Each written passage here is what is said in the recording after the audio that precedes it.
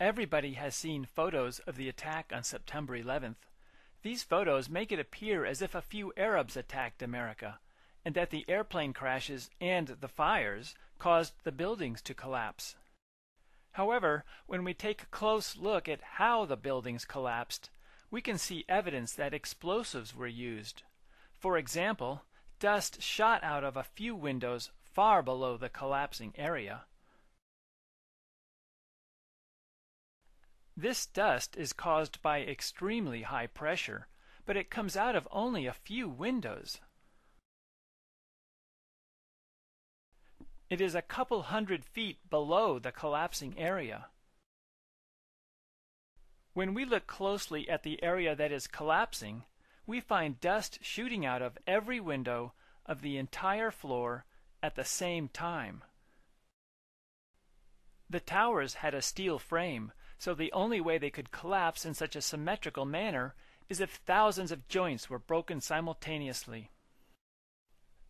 The towers collapsed in less than 10 seconds, which is an average of 10 floors every second.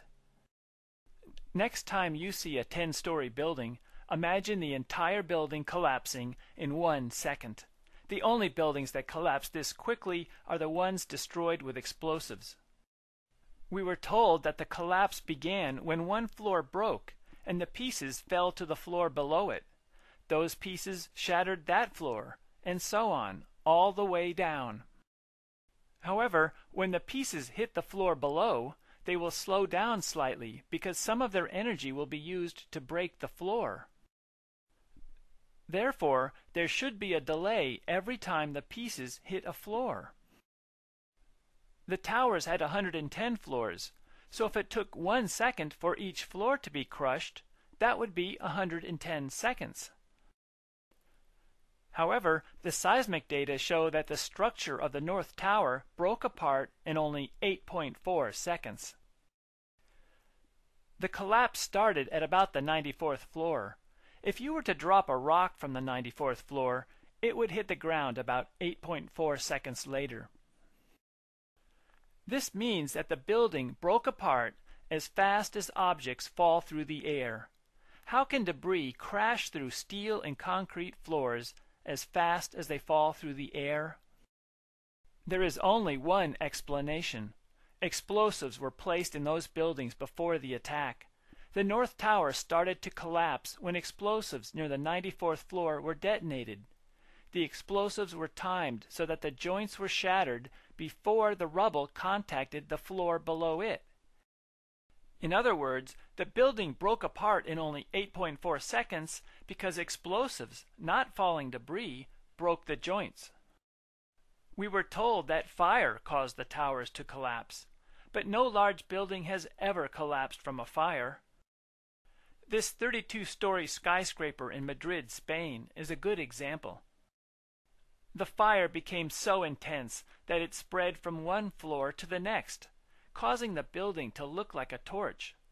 This fire was much larger than the fires at the World Trade Center. The next morning there were still a few fires in the lower floors. Everything inside the building had been burned. Some sections of the building broke. A few portions at the top of the building collapsed. However, the building remained standing, and it continued to support a large construction crane at the top. By comparison, the fire in the South Tower was so small that it never spread to the other side of the tower. This inability to spread is proof that the fire was small. Furthermore, we know that firemen made it up to the fire zones of both towers because they used their handheld radios to send reports of their arrival. The fires were too small to kill firemen, so how could they be large enough to cause the South Tower to disintegrate after burning for only 56 minutes? The fire in Madrid was much more intense, and it burned all night, but it did not cause the building to collapse.